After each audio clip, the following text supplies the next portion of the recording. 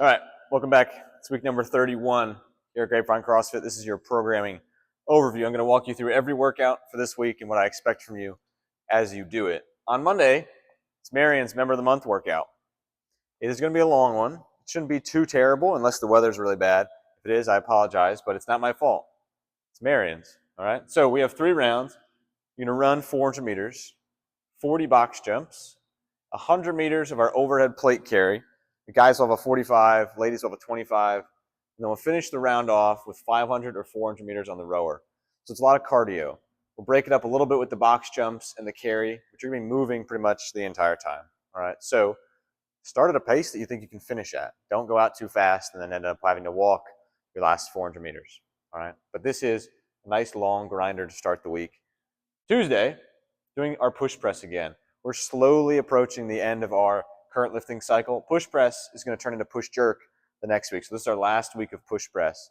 5 sets of 2, finally at the higher upper end of all of our lifts. All right, so 85 to 90%. You can go heavier if you'd like.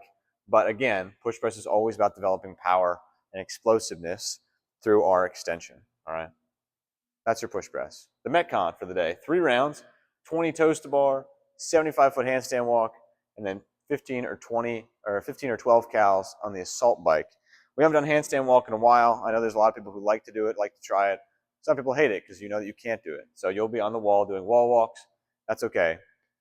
Take some time. Try to learn how to kick up upside down. Maybe it's something you're afraid of. Let's learn to not be afraid or try it. All right? There's that. Toes to bar. We've been doing a lot of toes to bar. 20 of them. That's a pretty decent set. I probably would not go unbroken unless you're super confident.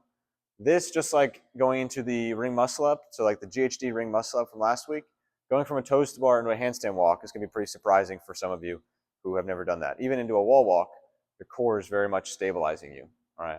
The bike is there to raise the heart rate just a little bit, take it away from skill, put it a little bit more onto your actual fitness. All right. That is Tuesday. On Wednesday, we're back squatting. 2 sets of 3, 3 sets of 2. The week after this is our final week of back squats. So we really are getting very, very close to the end of our back squat cycle. Who knows where we're going to go next, but this week it's your chance to lift 2 heavy 3s and 3 heavy 2s. All right. Then your Metcon, 8-minute AMRAP, 8 deadlifts, 225, 185, might change that, might make it lighter, 8 bar facing burpees. If you remember the terrible open workout from a few years ago, you started at like 1 and you kept going up. And then you went back down. It was deadlifts and bar facing burpees. It's very similar, same weights. Try to hang in there. This one's going to be pretty brutal. Deadlifts, probably most of us should choose a weight where we can do 8 without stopping. Touch and go, in my opinion, is always better in Metcons than the drop and reset. Just doesn't really work in my mind. But do what you feel comfortable doing. The burpees, 8 of them, non-negotiable. Thursday, it's your partner workout for the week.